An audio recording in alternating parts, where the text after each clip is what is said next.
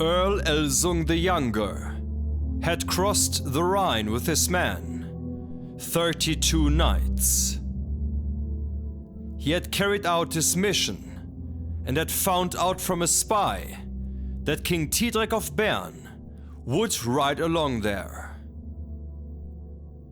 And he remembered how old Samson and his sons, Aminrek and Tetmar, had killed his kinsman, Earl Elsung of Bern, the Elder and the Long-bearded, and it seemed to him that he could best be avenged now.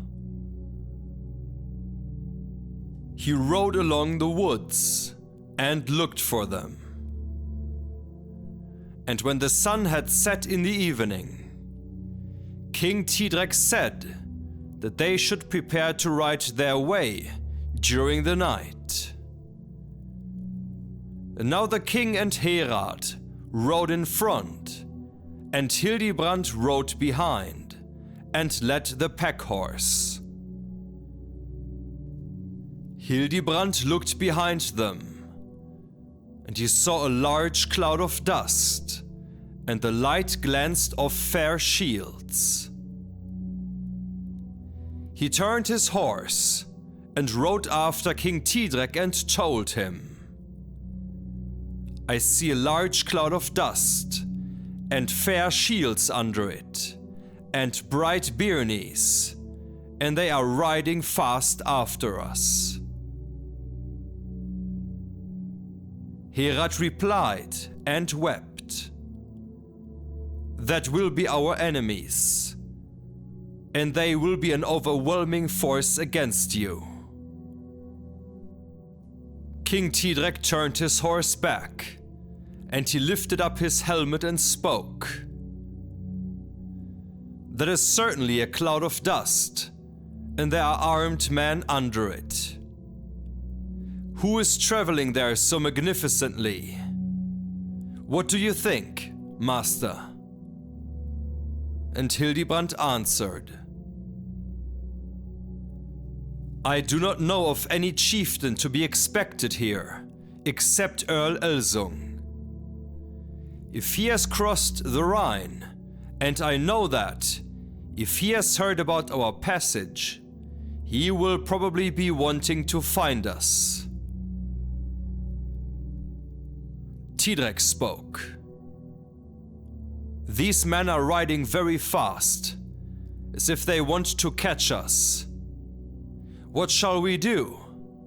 Shall we ride away into the forest and save ourselves? Or shall we dismount and prepare to defend ourselves?" Hildibrand turned his horse back, took off his helmet, and watched these men ride and said, "Sir, there are 32 men riding there. Let us get off our horses quickly and prepare ourselves. We shall not flee before them. And it shall be heard in Hunaland that these shall fall, some from our weapons, and some shall flee in fear before us." And he leapt from his horse, and King Thidrek did the same. They bound their horses and took Herald down. They tied their helmets on tight and drew their swords. King Thidrek spoke. "You are certainly as good a warrior as ever, Master Hildibrand. Wherever man will fight, anyone who has such a man on his side will be lucky. Lady Herald, do not weep anymore. Be glad until you see us fall, but it will fare better than that."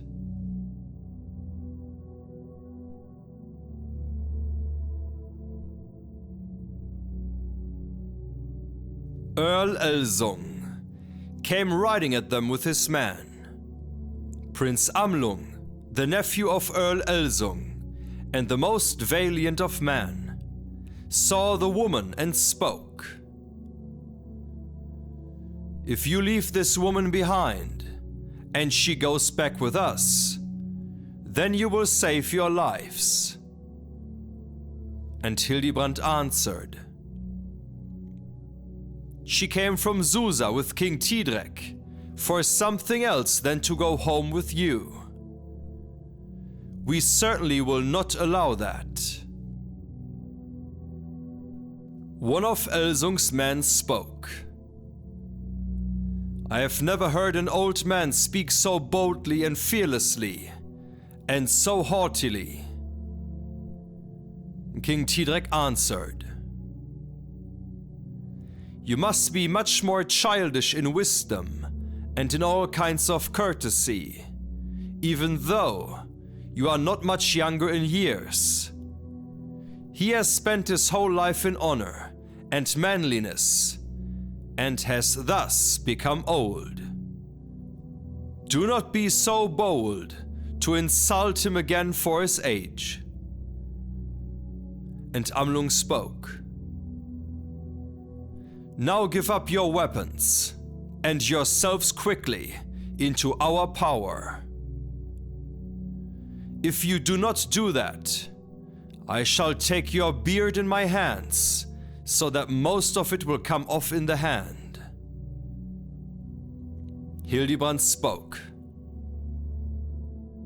"If your hand should touch my beard, then you will regret it, because it will either happen that my arm will split apart, dealing one blow, or your hand will fall off quickly. Who is your chieftain?" One of them answered, "Even though your beard indicates you are old, you are very ignorant. Do you not recognize Lord Elsung, our Earl? And why are you so bold that you dare to ask after our chieftain? We are certainly foolish that we stand here so long before two men who are measuring themselves against us in words." And so he drew his sword angrily and struck Master Hildibrand on his helmet hood. And the sword cut into the hood, but under it was Hildigrim, Thidrek's helmet, and the blows stopped there. King Thidrek now had the helmet that had belonged to young Sigurd, that was the best piece of armor, and was decorated with gold. But Hildibrand drew his sword Gram, which had belonged to young Sigurd, and struck at Ingram on his helmet, and he cut through the helmet, and the head, and the torso, and the byrnie, so that fire flew from it, and the sword stopped at the forward saddlebow, and Ingram fell dead from his horse. King Thidrek now drew his sword Ekkisax, and he struck with his first blow the first knight on his shoulder, so that the arm and the side flew off, and he fell dead from his horse. He offered another blow to Earl Elsung himself, under his right arm, and the blow cut through the shoulder and the byrnie, and the sword cut off the right arm up into the jaw, and cut apart the jawbone, so that he fell dead to the left onto the ground.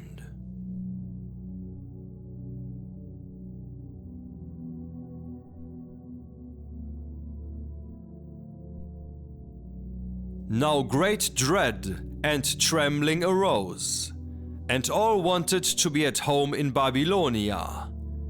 But still a great battle arose, and in a short time King Thidrek had killed 7 knights with his hands, and Master Hildibrand had killed 9.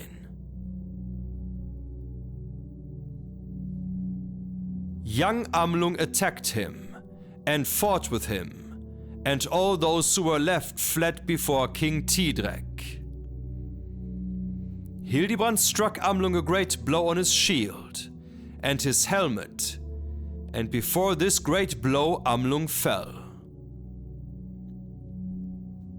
Hildibrand leapt over him and bade him give up his weapons and retain his life. And Amlung replied, "It is certainly not better for me to live after having been defeated by such an old man. But I shall give up my weapons and live this time." And so he gave up his weapons, and Hildibrand bade him get up, and asked who he was, and why these men had sought their lives. Amlung said that Earl Elsung had wanted to avenge his kinsman Earl Elsung, who had been killed by King Samson, and King Thidrek was related to him. King Thidrek spoke.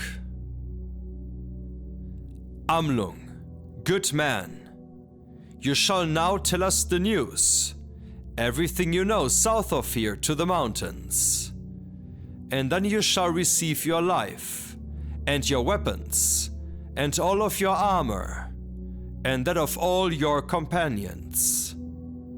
This is given in compensation for your kinsman Earl Elsung."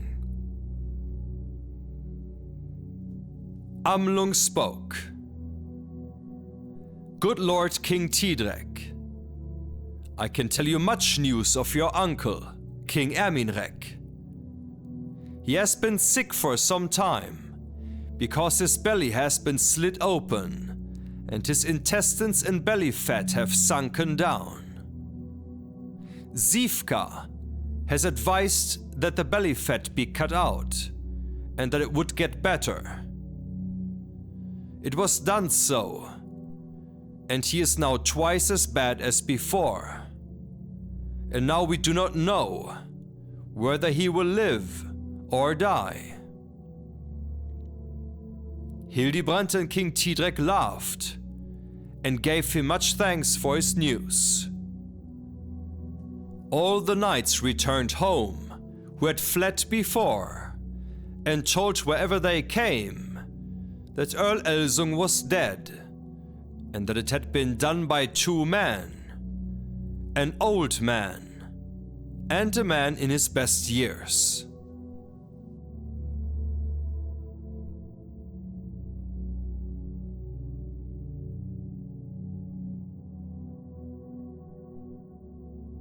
Now these men crossed the Rhine and rode all the way to Babylon.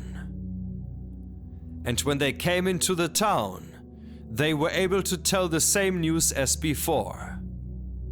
And the earl's counselors asked who had done that.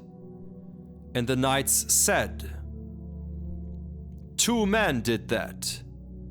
And one of them was so old that it was amazing. And I don't know how his friend has gotten so old. It was certainly a fiend, and he had the devil himself with him. No one could stand before him at all, and that grey beard was so great that it covered his chest." The counselor said, "It seems most probable to me that was King Thidrek of Bern and his foster father Hildibrand, and that they have come into our land. And if they have managed to protect themselves, then they will do much harm to many men before they are killed."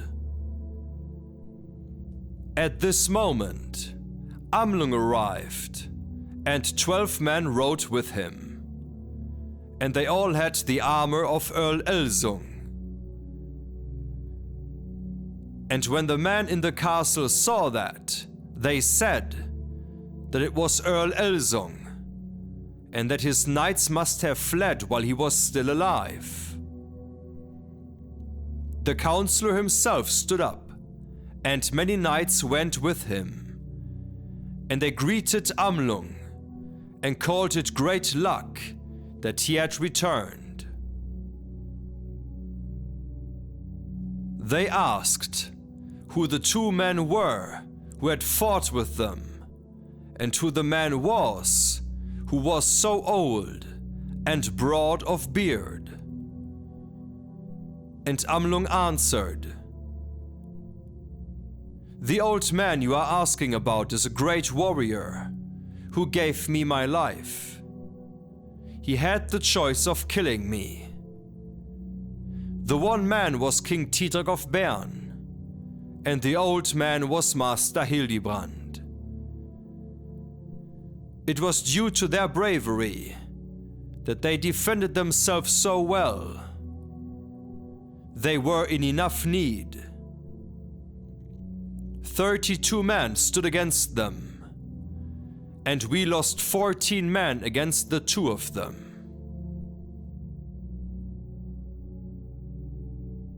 So the journey back into King Thidrek's kingdom turned out to not be a walk in the park.